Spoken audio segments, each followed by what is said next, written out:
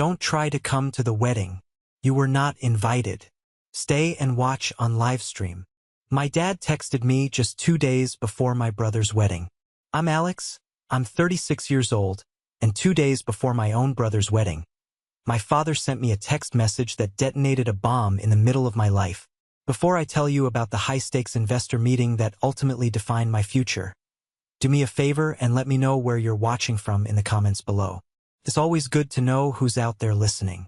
It all began on a Thursday afternoon, a day that felt completely ordinary until it wasn't. I was in my office, a space I designed myself. All clean lines, glass, and exposed concrete. It was my sanctuary, the place where I made sense of the world through blueprints and structural engineering. I was hunched over my desk, making final annotations on the plans for a sustainable housing project in Argentina. This wasn't just another job.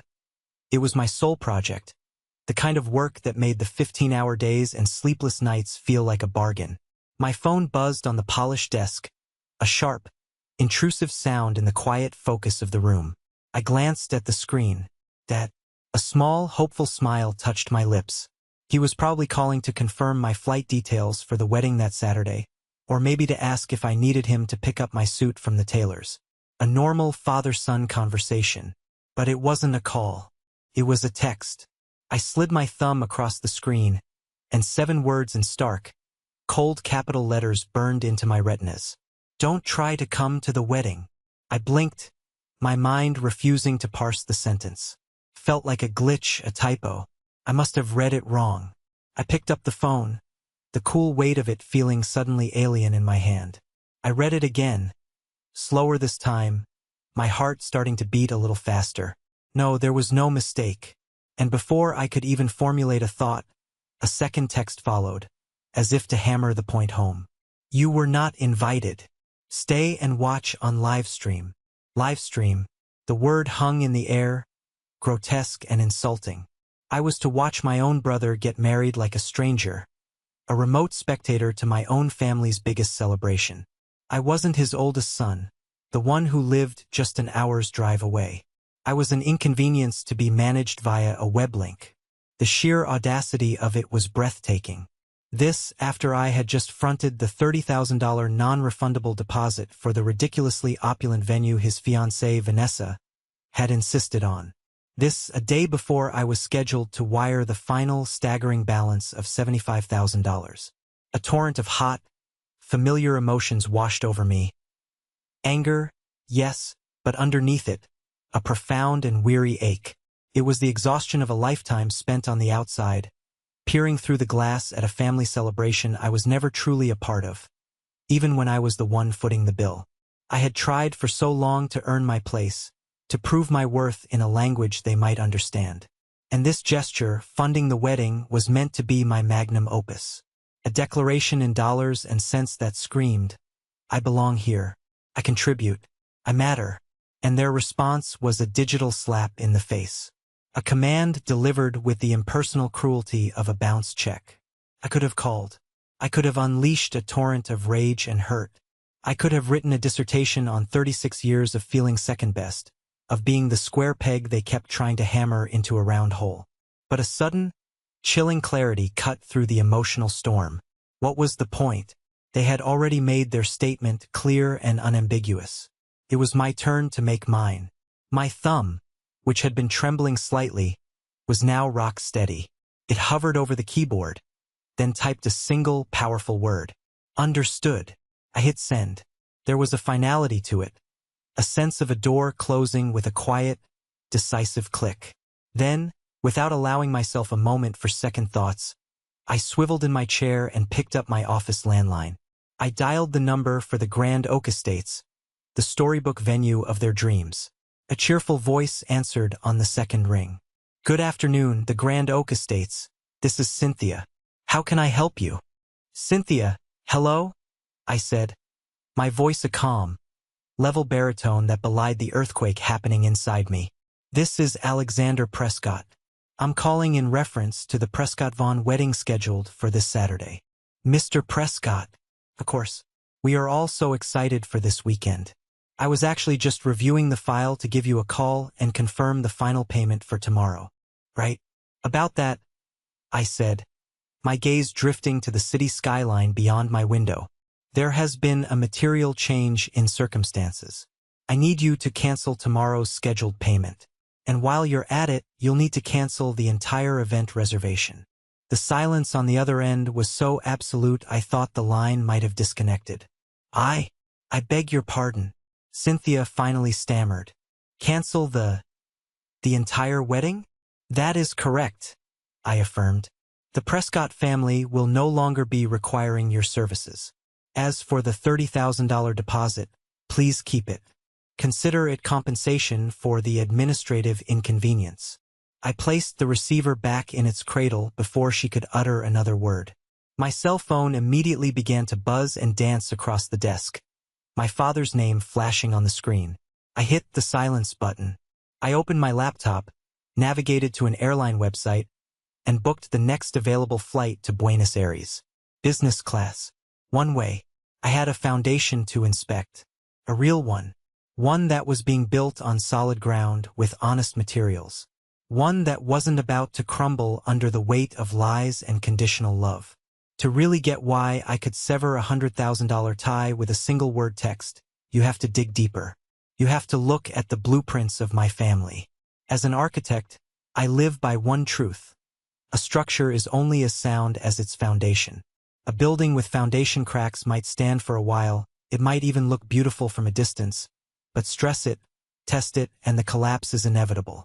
My family's foundation was a lattice of hairline fractures, all radiating from a single point of pressure. My younger brother, Nathan. Nathan was the golden child. It wasn't just that he was favored. It was that the entire family system was engineered to support his success and excuse his failures. He was destined for greatness, following in my father's footsteps into the noble profession of law. I, on the other hand, chose architecture. In their eyes, I might as well have joined the circus. I was the creative, the unpredictable variable, the other son. The moment this was chiseled into my soul happened on a sweltering May afternoon, the day of my college graduation. After 5 years of all-nighters fueled by stale coffee, of critiques that felt like public floggings, of pouring every ounce of my being into my work, I had done it. I graduated with high honors from one of the most prestigious architecture programs in the country. My diploma felt heavy in my hand, a tangible testament to my grit. I found my family in the throng of celebrating graduates and proud parents. My mother, Rebecca, ever the picture of anxious elegance, gave me a hug that felt more like a brief pat-down. "Oh, wonderful, dear," she murmured, her eyes already scanning the crowd, as if looking for the real event. My father, Richard, a man who wore his tailored suits like armor, offered a single, firm clap on my shoulder. "That's nice, son. A good accomplishment," he said, his tone conveying the same level of enthusiasm he'd use for a waiter who refilled his water glass promptly. He then turned to my mother, his face lighting up for the first time that day. "Did you hear? Nathan just called. He got his official acceptance packet from Georgetown Law. My alma mater." Boom. Just like that, the spotlight swiveled away from me so fast it gave me whiplash. My graduation, my achievement, became nothing more than the opening act for the headliner, Nathan. My mother's hands flew to her mouth in a gasp of genuine delight. "Oh, Richard, our boy, following right in your footsteps." They were immediately consumed, talking about dorms, about legacy, about the bright, respectable future that awaited their true heir. My architectural degree suddenly felt like a flimsy piece of paper, a participation trophy. I stood there in my cap and gown, an invisible man in the center of my own celebration. Then, a hand slipped into mine. It was my cousin, Mia. She was 2 years younger, a sharp, funny nursing student who had always been the family's truth-teller. She pulled me into a real hug, one that felt like it meant something. "Don't let them do that," she whispered fiercely in my ear. She pulled back and took the diploma from my hand, looking at it with genuine admiration. "This is incredible, Alex. 5 years of hell. You did this. Don't you ever let them make you feel like it's not enough." She was the only one who saw the work, not just the deviation from the family plan. This dynamic became the background radiation of my life. I poured my frustration and ambition into my work. I started my own firm, Prescott Designs, from a tiny rented office with a second-hand desk. I took on the projects no one else wanted, working twice as hard to prove myself. And I succeeded. My firm grew, my designs won awards, my name started to carry weight in the industry. I became a financial success, and a small, naive part of me thought that maybe, just maybe, money was a language my father could finally understand and respect. This foolish hope led me straight into the ambush they set for me 6 months before the wedding. It was a formal dinner at my parents' house. The air was thick with the scent of lilies and unspoken expectations. Nathan and his fiancée, Vanessa, were the guests of honor. Vanessa, whose father was the formidable Judge Malcolm Prescott, was polished to a high sheen. She was the human equivalent of a luxury brand, beautiful, expensive, and designed to inspire envy. For the first hour, the conversation was a tedious recital of wedding plans. The color scheme, the string quartet, the caterer who specialized in deconstructed appetizers. I was a silent observer, nursing a glass of overpriced Cabernet. Finally, after the dessert plates were cleared, Nathan made his move. He cleared his throat, adopting an air of grave sincerity. "So, Alex," he began, fixing me with his most charming, earnest gaze. "Van and I were going over the final numbers for the venue. And, man, it's a little more than we anticipated." Vanessa, on cue, let out a delicate sigh. It's the Grand Oak Estates. It's the only place I have ever dreamed of getting married," she said, her lower lip trembling almost imperceptibly.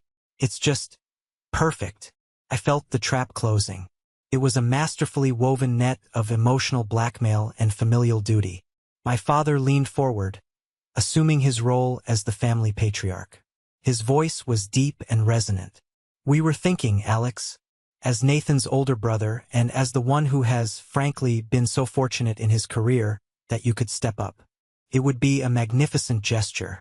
A true symbol of what this family is all about." "Oh, Alex, it would just mean the world to all of us," my mother added, her hands clasped at her chest as if in prayer. "To see our 2 boys, united. They had me, boxed in. If I refused, I was the jealous, bitter black sheep, sabotaging my brother's happiness. If I agreed, I was tacitly accepting my role as the family bank, my worth quantifiable and transactional. I looked at their faces, a gallery of calculated expectation. Nathan's hopeful plea, Vanessa's perfectly feigned vulnerability, my father's stern challenge, my mother's anxious prayer. It was a 4-part harmony of manipulation. The silence stretched. I could feel their collective will pressing down on me. I took a slow breath, the taste of defeat already on my tongue. "How much?" I asked, my voice flat. The number they quoted made my ears ring. $105,000. I felt my stomach drop. It was an astronomical sum, a down payment on a house, not a party. But the weight of their combined gaze was crushing. "Okay," I heard myself say. "I'll cover the venue. The $30,000 deposit now, and the $75,000 balance before the wedding." The tension in the room snapped. It was like I had uttered a magic word. The relief was instantaneous and overwhelming. I was, for a moment, the hero. Vanessa leaped up and threw her arms around my neck, kissing my cheek. "Oh, Alex, thank you. You're the best." Nathan was pumping my hand, grinning from ear to ear, calling me the greatest brother a guy could ask for. My parents were beaming, radiating approval. I had bought their love. And for one short, intoxicating evening, it almost felt real. The memory of that night, replayed in the sterile quiet of my Buenos Aires hotel room, was nauseating. It was a transaction, and I had been a fool to think it was anything more. The $30,000 was gone, a fee paid for a harsh lesson. But the $75,000? That was something else entirely. That was my dignity, and the price had just gone up. The next morning, I was on site with my local partner, Santiago. He was a man whose face was a roadmap of a life well lived, with a booming laugh and an architect's eye for detail. We were walking the plot of land that would soon become a vibrant community, a place of belonging for families who had never had it.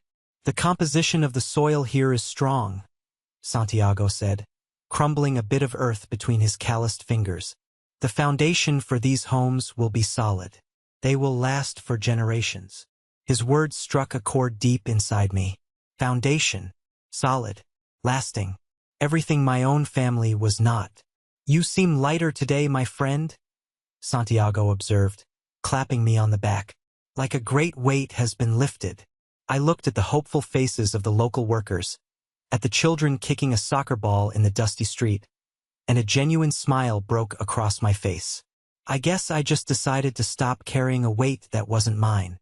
That night, back at the hotel, I finally reconnected my phone to the network. I was prepared for a storm. I wasn't disappointed. The sheer volume of missed calls and texts was staggering. I started with Nathan's voicemails, a grim chronicle of his descent into panic. The first was breezy, confident. Hey Alex, me again. So a weird thing happened.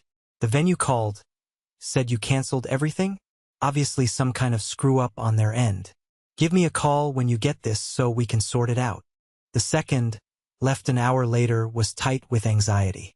Alex, what the hell is going on? I spoke to Cynthia at the venue again. She was very clear. She said you personally called and canceled. Dad is going ballistic. You need to call me. Now. The third was a torrent of pure, undiluted rage. You arrogant, selfish bastard. Is this what you wanted? To ruin my wedding? You couldn't stand seeing me have something good. Could you? You have always been jealous of me, and this is your pathetic revenge. And the final one, left near midnight, was a broken plea. His voice was hoarse. Alex, please, just call me. I don't know what to do. The payment is due tomorrow. Vanessa hasn't stopped crying. Please, man, just help. I calmly deleted each one.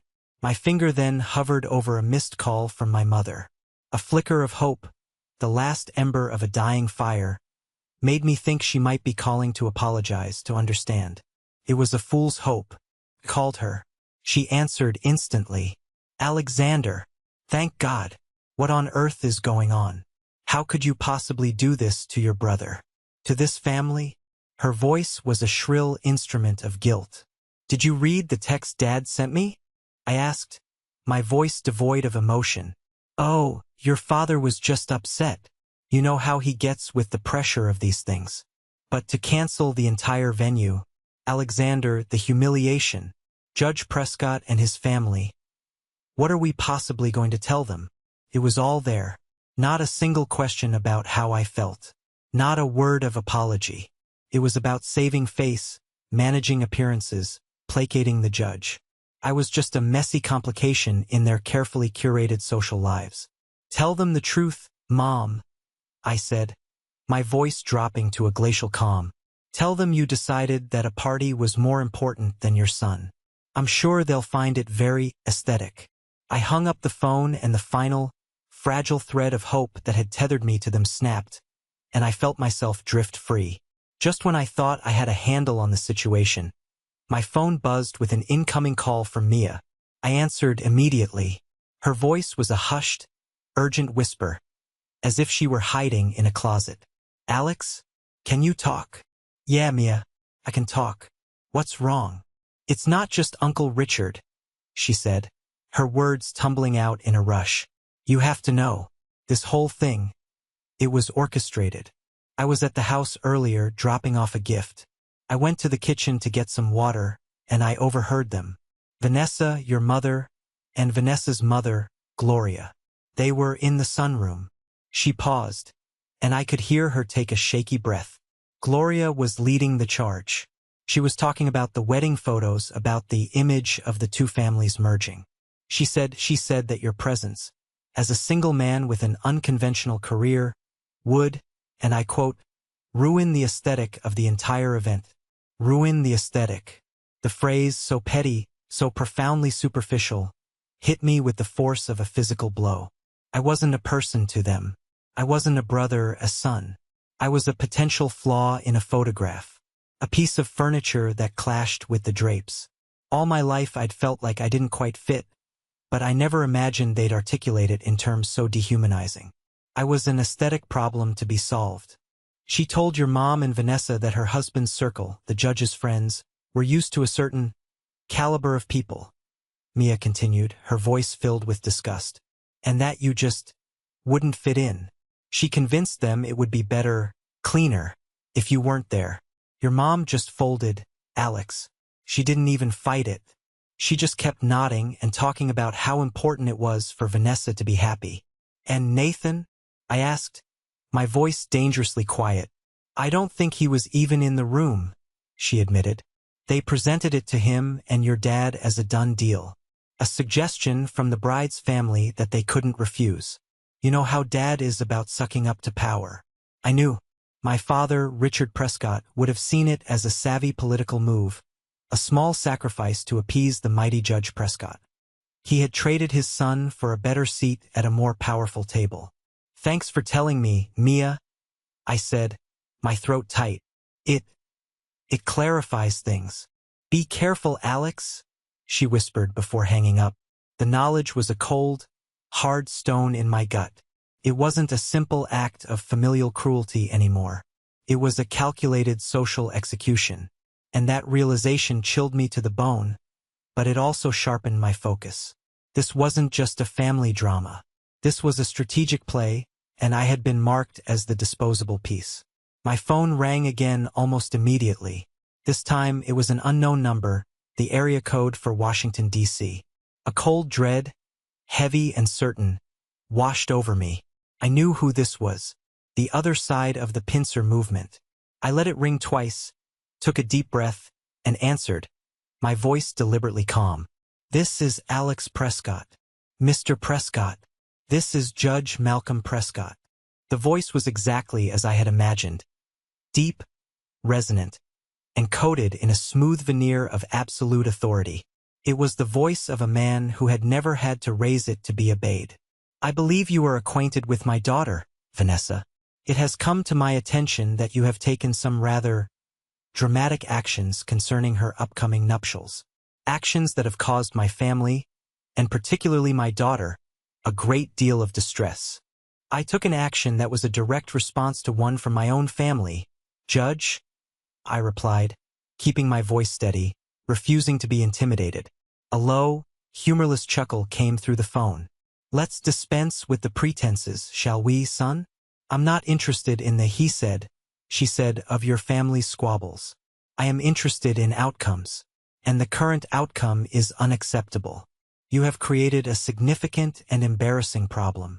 The problem was created when I was uninvited from my own brother's wedding, I countered. A detail, he said, waving away my point with his tone. A minor logistical detail that has been blown out of proportion. What is not a detail is a cancelled venue and a hysterical bride. What is not a detail is the reputational damage this little stunt of yours is causing. He paused, letting the silence hang heavy. Let me be clearer. I have many friends, colleagues, people who sit on boards. Zoning boards, planning commissions, architectural review committees, you understand. They are men who value stability, predictability. They get nervous around people who are volatile, people who make impulsive, emotional decisions. The threat was no longer veiled. It was being laid out on the table like a set of surgical instruments. He was telling me he could and would dismantle my career, piece by piece. A man's reputation, Mr. Prescott, is the most valuable asset he has. The judge continued, his voice dropping into a conspiratorial purr. Especially in a business like yours, which relies so heavily on trust and public perception. It would be a terrible shame if word got around that you were unreliable, that your projects were suddenly subject to endless, unforeseen delays, that your investors started getting cold feet. Are you beginning to see the larger picture? The fear was a metallic taste in my mouth. This was real. He had the power, the reach, the utter lack of scruples to do it. But as he spoke, something else began to burn hotter than the fear. A white-hot, cleansing anger. He was talking to me as if I were a misbehaving child, a gnat to be swatted. I see the picture you're painting perfectly, Judge, I said, my voice now as cold as his. Excellent, he said, the satisfaction evident in his tone. Then you understand what needs to happen. The payment to the venue will be reinstated immediately. You will issue a formal, written apology to both families for your rash behavior, and we will all put this unfortunate episode behind us. Consider it a lesson in understanding your place. My place. That was the core of it. The uninvited son, the black sheep, needed to learn his place. Thank you for your candid perspective, Judge, I said, my words clipped and precise. And then I hung up. My hand was shaking, not from fear, but from adrenaline. They had escalated this from a family insult to a declaration of war. They had threatened my creation, my firm, the one thing in the world that was truly mine. And they had fundamentally misunderstood the man they were dealing with. As if on cue, a text message lit up my phone. It was from a number I vaguely recognized. Unknown. Alex, it's Mark Jensen. We met at the quarterly developers luncheon last spring. Richard Prescott's friend. Just wanted to reach out. I heard you were down in Buenos Aires. I ran into Judge Prescott at the country club, and he mentioned he was having a devil of a time trying to reach you. I passed along your cell number. Hope that was all right. He seemed to think it was quite urgent. All the best, Mark. Mark Jensen. I remembered him instantly. A slick, backslapping real estate developer who had spent the entire luncheon trying to get close to me, showering me with compliments about my work, while simultaneously making snide remarks about how old-fashioned my father's firm was. He was a sycophant, a leech, and he had just sold me out to ingratiate himself with my father's powerful new connection. The pettiness of the betrayal was almost comical. It wasn't a grand conspiracy. It was the casual, self-serving treachery of a weak man trying to climb a ladder. I took a screenshot of the text and forwarded it to David, my lawyer. David, I wrote, new directive. Please draft a memo to all our primary contractors and partners. Inform them that Prescott Designs will no longer be engaging in any business, direct or indirect, with Mark Jensen or his firm, Jensen Properties, due to a conflict of professional ethics. And David, I added, I need you to be ready. The judge just made his move.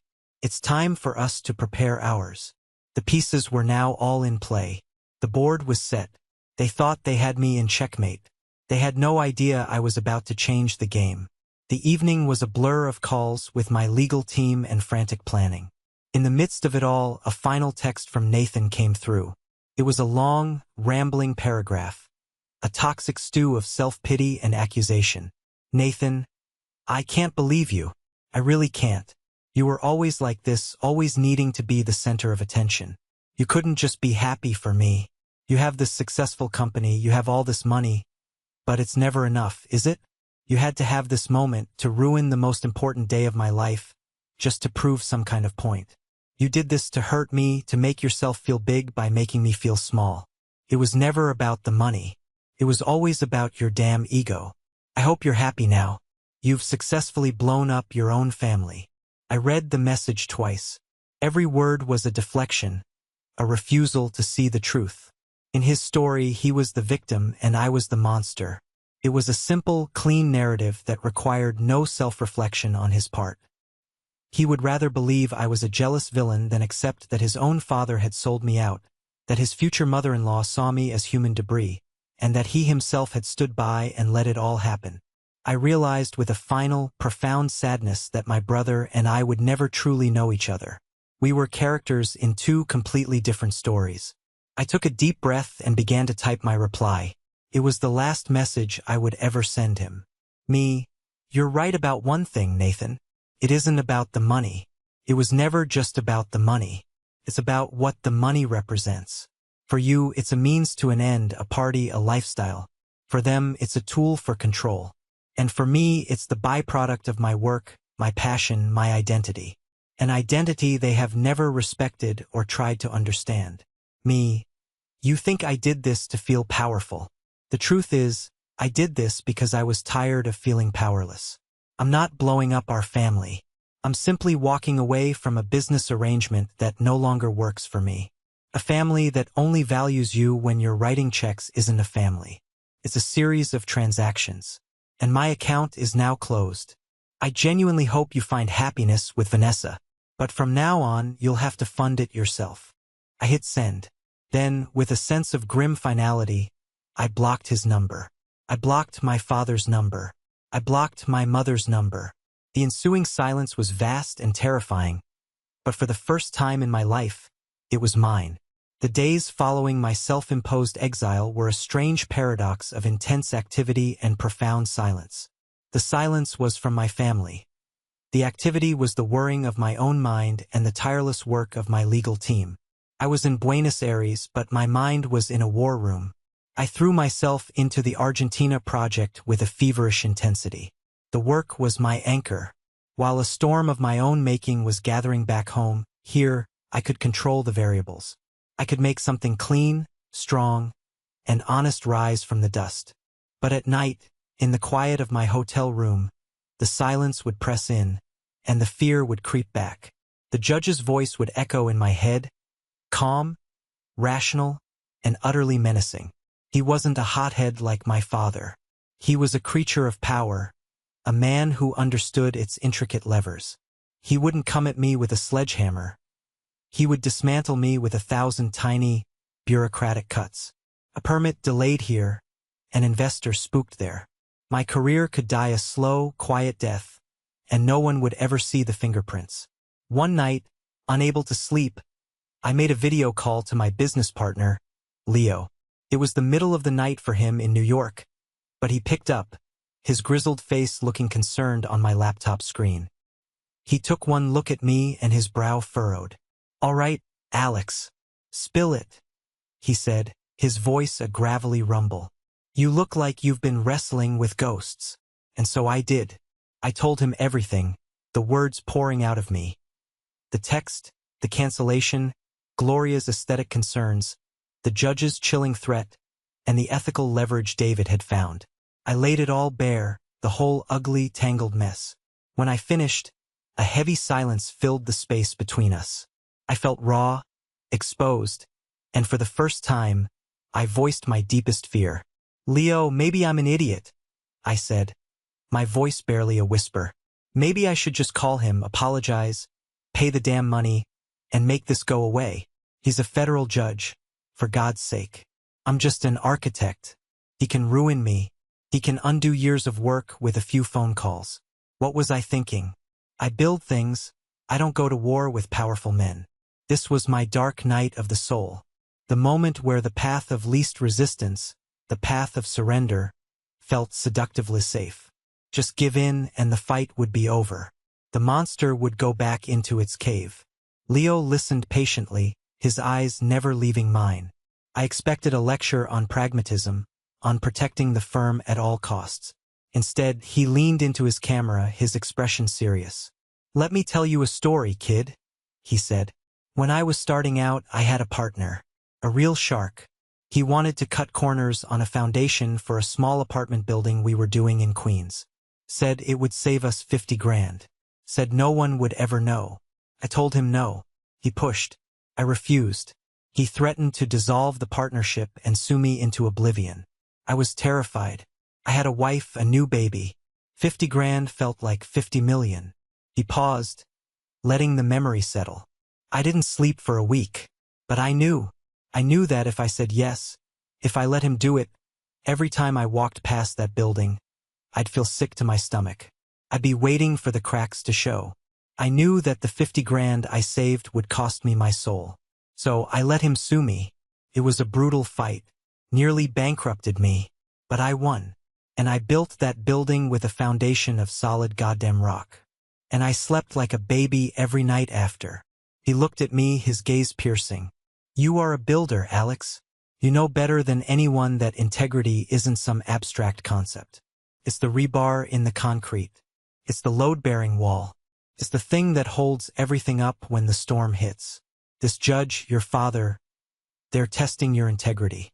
They're trying to see if they can make you cut a corner on your own character. This isn't about you tearing him down," Leo continued, his voice rising with passion.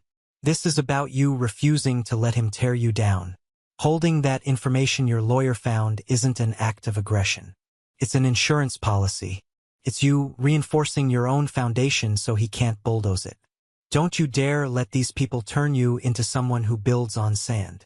His words cut through the fog of my fear. He was right. This wasn't a choice between fighting and peace. It was a choice between integrity and surrender. And I had not worked this hard, for this long, to surrender the one thing that was truly mine. My name. Thanks, Leo, I said, my voice clear again. I needed that. I know, he said with a gruff smile. Now go get some sleep. You've got a war to win. My lawyer, David, called the next day. His tone was methodical, all business, which was exactly what I needed. Alex, I need you to understand the asset we have here, he said. The information on the judge's investment isn't a silver bullet. It's a chemical weapon. It's messy. If we leak it, it will create a massive media firestorm. He'll be investigated by an ethics committee. He'll likely survive it professionally. But his reputation, his pristine public image, will be permanently stained. He knows this, but the blowback on us could be unpredictable. He'll paint you as a disgruntled, vengeful actor engaging in a smear campaign. We need to be prepared for that. This isn't a clean fight. So what do you recommend? I asked. I recommend we do nothing, David said. We hold it. It's our ultimate deterrent. A nuclear option. The real power of a weapon like this isn't in using it, but in the other side knowing you have it. For now, we proceed as if it doesn't exist. We focus on your business. Let's see his next move. It was sound advice. I was a builder, not a bomber. I would only use that weapon if he forced me to press the button. That evening, I got another clandestine FaceTime call from Mia. She was huddled in the pantry at my parents' house again. The sound of a heated argument muffled in the background. It's a complete train wreck, she whispered, her eyes wide. They're trying to salvage the wedding. They managed to book the basement ballroom at the country club, the one they use for kids' birthday parties. Vanessa is locked in her room. Gloria is on the phone with the caterer, trying to see if they can serve everything on tiny plates and call it ironic tapas to make it seem intentional. The sheer absurdity of it was staggering. Their world was crumbling, and their primary concern was whether they could spin it as fashionable. And my father? I asked. He's been drinking since noon, Mia said, her voice laced with sadness. He's pacing around, muttering about how you've humiliated him, how you've always been ungrateful. He's not angry, Alex. He's wounded. You took away his ability to show off for the judge, and he doesn't know who he is without that. Through a crack in the pantry door, she gave me a quick glimpse of the living room. I saw my father, red-faced and agitated. I saw Gloria, looking pale and furious. It wasn't a scene of a family coming together in a crisis. It was a tableau of narcissists realizing their stage had been taken away. I felt a pang, not of satisfaction, but of a deep, sorrowful pity. This was what their lives had been reduced to, a frantic, desperate performance for an audience that was no longer even watching. Mia, get out of there, I told her gently. Don't get caught in the crossfire. I'm trying, she said. Just stay strong, Alex. Don't let them drag you back into this circus. We hung up. The call left me feeling hollowed out. But my resolve was hardening. They had created this mess. They would have to live in it. My focus shifted to the real battle ahead. The Quantum Holdings investment meeting. It was the biggest pitch of my career. And I knew, with a certainty that chilled me, that my enemies would be there, waiting. The boardroom at Quantum Holdings was on the 80th floor of a skyscraper in Midtown Manhattan, a veritable throne room in the sky. The view was breathtaking, a panoramic sweep of the city I loved. But inside the room, the atmosphere was thin and cold. It was a space designed to communicate power, from the 20-foot-long mahogany table polished to a mirror shine, to the abstract art on the walls that was probably worth more than my first apartment building.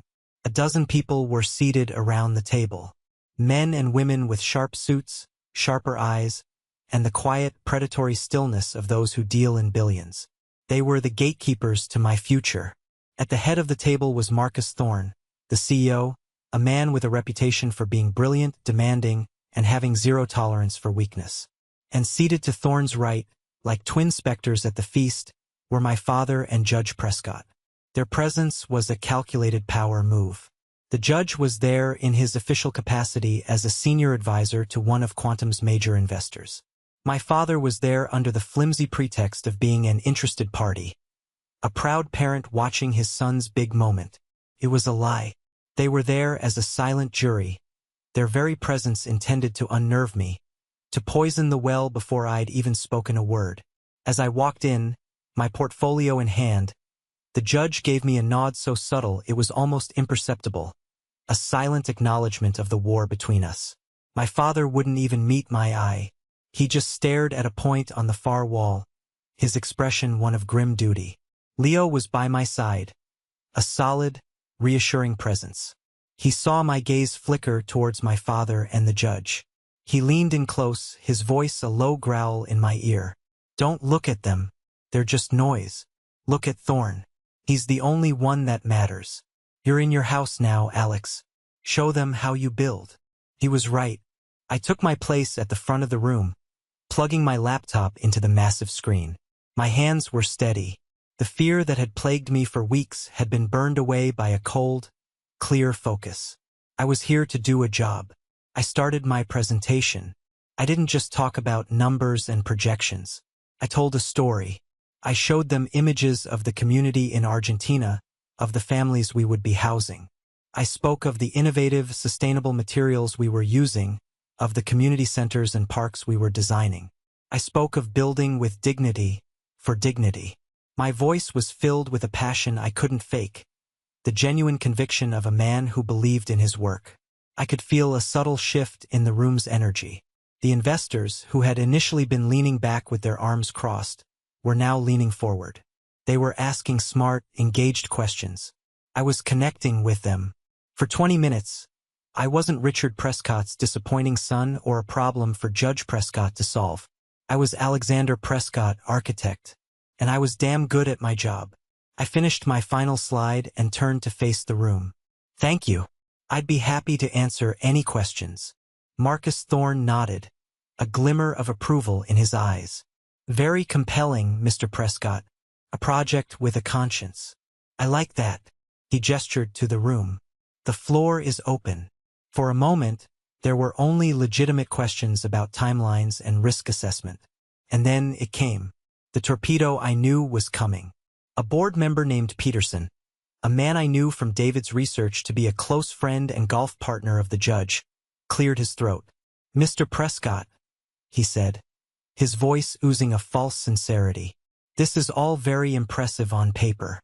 But a project of this magnitude, $100 million investment, rests on the character and reliability of its leader. And I have to admit, I have some concerns." He paused, ensuring he had the full attention of the room. "I've been made aware of some unsettling reports regarding your personal reliability. Specifically, that you recently and abruptly withdrew from a very significant financial and personal commitment to your own family, causing them considerable distress. It suggests a certain volatility, an emotional unpredictability." He leaned forward, delivering the final, venomous blow. "My question is, how can this board trust you with our investors' money if your own family can't even trust you?" The silence that followed was absolute. It was a perfectly executed character assassination. Every eye in the room swiveled to me. I could feel my father's smug satisfaction radiating from across the room. I could see the judge's cold, impassive face, watching me, waiting for me to crumble. They had dragged my deepest wound into the spotlight and were betting I would bleed out all over the mahogany table. I reached for my glass of water, my movements unhurried. I took a slow, deliberate sip. I placed the glass down with a soft click. I looked directly at Peterson, but my response was intended for a much wider audience. "Thank you for the question," I said, my voice calm and even. It was the voice of a man in complete control. Because it allows me to address the single most important principle that guides my entire professional life. I let my gaze travel across the faces at the table, one by one, before letting it rest briefly on my father and the judge. I am an architect, I began. And in my profession, the first and most sacred rule is that a structure is only as good as its foundation. You can have the most breathtaking design, the most expensive materials, the most brilliant engineering, but if the foundation is compromised, if it's built on unstable ground with flawed materials or based on a dishonest blueprint, the entire structure is doomed. It will fail. The only question is when. I saw Marcus Thorne nod slightly, intrigued. I had his attention. This principle, I continued, does not just apply to buildings of steel and glass. It applies to business deals, to partnerships, to commitments. I believe in building things that are meant to last, and that requires a foundation of absolute integrity, mutual respect, and transparency. When I put my name on a blueprint, I am making a promise that the foundation is sound. My voice dropped, gaining an edge of steel. However, if I discover that the foundation of any commitment is rotten, if I learn that it is based not on respect, but on manipulation, not on partnership, but on exploitation, not on my value as a person, but on my value as a checkbook, then I have a profound ethical and professional obligation. I locked eyes with the judge. I have two choices in that scenario. I can knowingly build upon that compromised foundation, plaster over the cracks, and wait for the inevitable catastrophic collapse that will cause damage to everyone. Or, I can make the difficult, painful, but ultimately correct and honorable decision to walk away, to refuse to build on a lie. I will always choose the latter. I turned my attention back to Peterson and the rest of the board. So, to answer your question directly, you can trust me precisely because I walked away. You can trust me because I have proven that I will not put my name, my firm's reputation, or my investors' capital at risk by building on a faulty foundation. I withdrew from one unsound personal commitment to preserve my integrity for every professional commitment I will ever make. This project with Quantum Holdings is one such commitment. This foundation is strong. It's built on a shared vision, on sound numbers, and on mutual respect. And that, gentlemen, is a structure that will never fail. I finished speaking. The silence that filled the room this time was not one of hostile expectation, but of stunned appraisal. I hadn't raised my voice, hadn't made a single accusation. I had simply taken their attack and used its own force to build my defense. I had turned their narrative of my instability into a testament to my integrity. I glanced at my father. His face was chalk white, his mouth slightly agape. The smugness had vanished, replaced by a look of sheer, uncomprehending shock. The judge's face was a frozen mask, but I could see a flicker of something in his eyes. It was the look of a master chess player who had just been checkmated by a pawn. Marcus Thorne broke the silence. He looked from my stunned father to the frozen judge, and then to me. A slow, genuine smile spread across his face. He had seen the entire drama unfold, understood every subtext, every unspoken threat. "Gentlemen," Thorne said, closing the leather portfolio in front of him with a decisive snap, "in my 30 years in this business, that is the single best answer to a hostile question I have ever had the privilege of hearing." He stood up and extended his hand to me across the table. "Alexander Prescott, it appears we're going to be in business together. Welcome to Quantum Holdings." The moment Marcus Thorne shook my hand, the tension in the boardroom shattered like glass. The atmosphere shifted from a tribunal to a celebration. Several of the board members who had been staring at me with cold skepticism a few minutes earlier now approached me with warm smiles and firm handshakes, congratulating me not just on the project, but on my composure. They were men who respected strength, and I had just given them a masterclass. Amid the handshakes and back-patting, I saw my father and Judge Prescott quietly exit the room through a side door. There were no goodbyes, no final glances. They just vanished like smoke. Their power in that room had evaporated, and they knew it. They had come to witness an execution and had instead become ghosts at a coronation. Leo threw a heavy arm around my shoulders. His face split in a wide grin. "Kid, you didn't just hit a home run," he boomed. "You built a whole new damn stadium. I've never been prouder." Coming from Leo, a man who treated compliments like they were rationed, it meant the world. The next day, my phone rang. An unlisted number. I knew who it was. The judge was calling for the postmortem. His voice, when I answered, was stripped of all its previous authority. It was the flat, toneless voice of a defeated man. "Mr. Prescott," he said, "there was no Alex, no son. We were adversaries."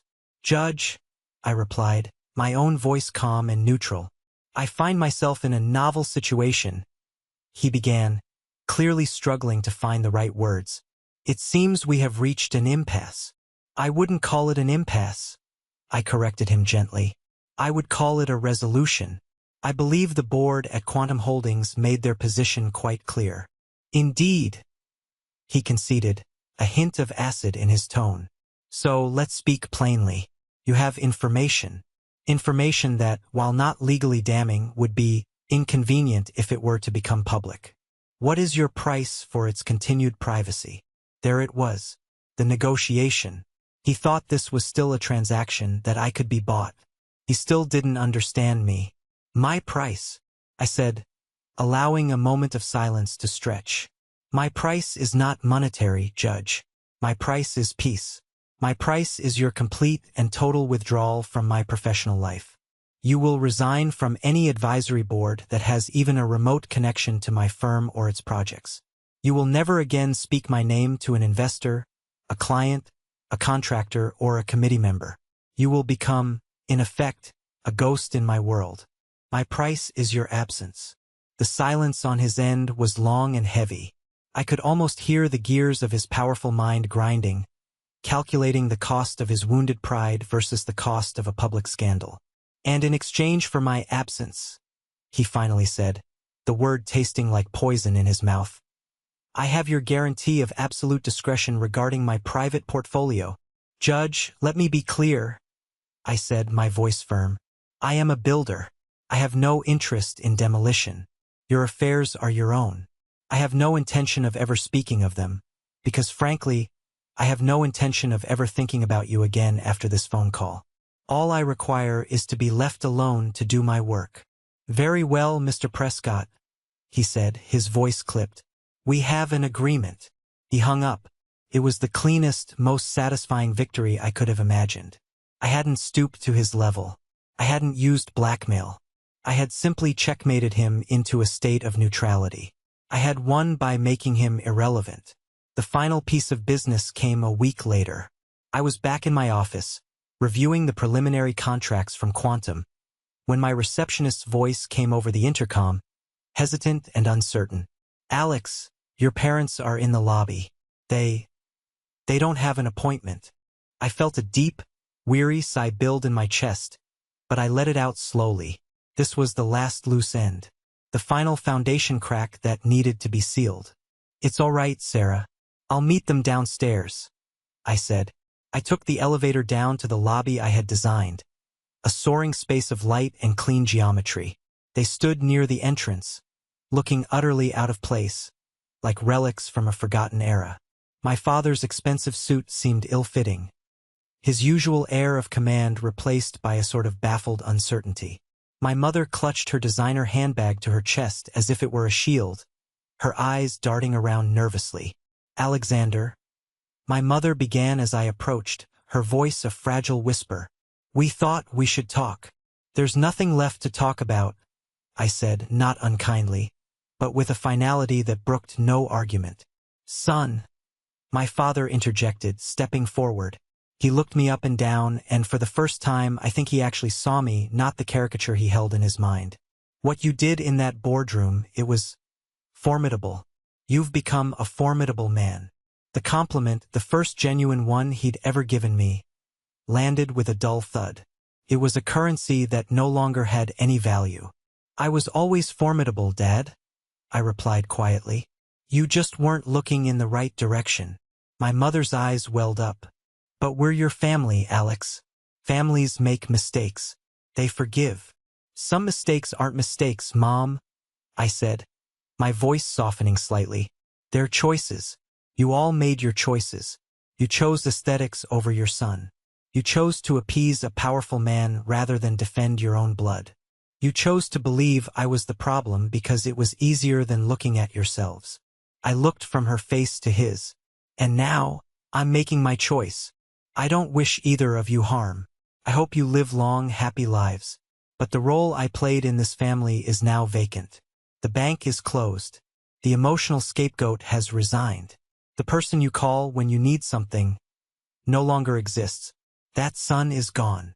You're turning your back on us, my father accused, a flash of his old anger returning. No, I said, shaking my head. I'm turning to face my own life. There's a difference. I gave them a final nod, a gesture of dismissal, not of greeting. And then I turned my back and walked toward the elevators, leaving them standing alone in the magnificent lobby of the world I had built without them. I didn't look back. The blueprints for my old life had been archived. It was time to focus on the new ones. The 6 months that followed were the most peaceful and productive of my life. I based myself almost full-time in Buenos Aires, and the distance from my old life was like a balm on a wound I didn't realize was still so raw. The Quantum Holdings investment acted like rocket fuel for the project. What were once just stakes in the ground and hopeful blueprints were now thriving structures of concrete and glass. We were on schedule, under budget, and the first phase of homes was nearing completion. My life found a new rhythm, one dictated by the rising sun and the satisfying exhaustion of a day's hard work, not by family obligations and unspoken resentments. I fell into an easy routine. Mornings were spent on the construction site with Santiago, our boots kicking up dust. Our conversations a rapid-fire mix of Spanish and English as we solved problems and watched our vision take shape. Afternoons were for design work and calls with my team back in the States. And the evenings were for me. I explored the vibrant, passionate city of Buenos Aires. I found a favorite steakhouse where the owner knew my name. I learned to appreciate the mournful beauty of tango music drifting from open doorways. And I met Sophia. She was a sculptor who worked with reclaimed metal, turning discarded junk into things of breathtaking beauty. We met at a local art gallery. She had a laugh that could fill a room and a way of looking at the world that fascinated me. She saw beauty in imperfection, strength in scars.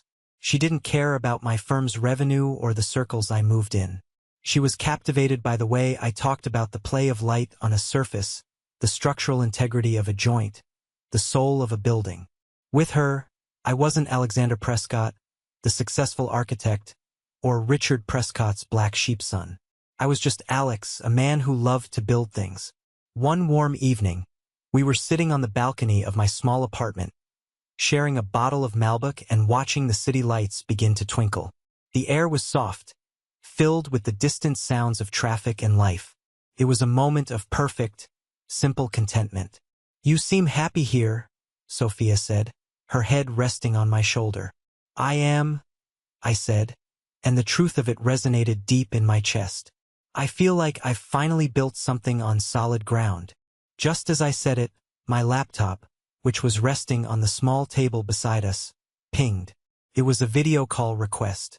My heart gave a familiar, unwelcome lurch. The name on the screen was a ghost from my past. Nathan. A dozen reasons to decline the call flashed through my mind. But I knew, with a sinking feeling, that this was a final piece of unfinished business. A final wall that needed to be built. "Excuse me for a moment," I said to Sophia, giving her hand a squeeze. "I have to take this." I stepped inside, closing the balcony door behind me, and sat down at the table. I took a deep breath, fortified myself, and clicked accept. My brother's face appeared on the screen. The change in him was shocking. He looked like a faded photograph of his former self. His usually impeccable hair was a mess. His eyes were sunken and shadowed with exhaustion, and the background was a cluttered, dimly lit room that spoke of disarray. He was wearing a wrinkled t-shirt. It was a far cry from the confident golden boy I had always known. "Alex," he said, his voice a hoarse croak. "Hey, Nathan," I replied, my voice even neutral. "It's been a long time." "Yeah, it has," he said, unable to meet my gaze, his eyes darting around the screen. "Listen, man, I wanted to say I'm sorry. For real this time." He finally looked up, his eyes pleading. "About everything. The wedding, the text. All of it. I was an idiot. I was so caught up in the whole thing. With Vanessa, her parents, my own dad, I should have had your back. I was a coward. And I'm sorry. The words were right. The apology I had once thought would heal everything. But hearing them now, they felt like a script he had rehearsed, a necessary key to unlock a door he needed opened. I appreciate you saying that, Nathan, I said, choosing my words carefully. He seemed to take that as his cue, rushing forward into the real purpose of the call. The thing is, Alex, I'm in a really bad spot. A really, really bad spot. He ran a hand through his messy hair. The market took a dive. That sure-thing investment Dad pushed me into, it got wiped out. Completely. And Vanessa. He let out a bitter, humorless laugh. Turns out the lifestyle of a judge's daughter is expensive. She spends money like it's going out of style. We're drowning, Alex. We're behind on the mortgage, we're maxed out on every card. I don't know what to do. He leaned in close to the camera, his face a mask of desperation. I need a loan, Alex. A big one. Just to get us back on our feet, to clear the slate. You've done so well with this new deal, I've read about it online. For you, it would be nothing. A drop in the bucket. Please, Alex. I'm your brother. And there it was. The transaction. The reason for the apology, for the call. Not to rebuild a relationship, but to secure a bailout. After everything that had happened, after all the lessons that should have been learned, he still saw me as the solution to his financial problems. He had learned nothing. A wave of profound sadness washed over me, extinguishing the last embers of my old anger. He was my brother, and he was pathetic. He was trapped in a gilded cage of his own making, and the only way he knew to get out was to ask someone else for the key. I leaned back, my chair creaking softly in the quiet room. No, Nathan, I said. My voice wasn't angry or triumphant. It was just quiet and final. He stared at me, his mouth falling open. No? What do you mean, no? I just apologized. I'm your brother. I know you are, I said calmly. And as your brother, I am going to do the single most helpful thing I can possibly do for you. I am going to refuse to enable you. Enable me? He sputtered, his face turning red with anger. I'm asking for help. No, you're asking for a handout. I corrected him gently. And I've given you handouts your entire life. We all have. And look where it's gotten you. The money I have because I built something from nothing. It's time for you to start building something for yourself. I will not pay for your house. I will not pay for Vanessa's shopping habits. It's not helping you, Nathan. It's keeping you weak. While he stared at me, speechless, I quickly searched online. I found the website for a highly rated financial counseling firm in his city. I copied the link and pasted it into the chat window of our call. This, I said, pointing to the screen, is real help. These people can teach you how to create a budget. They can help you consolidate your debt. They can teach you how to live within your means. They can give you the tools to build a foundation for your own life.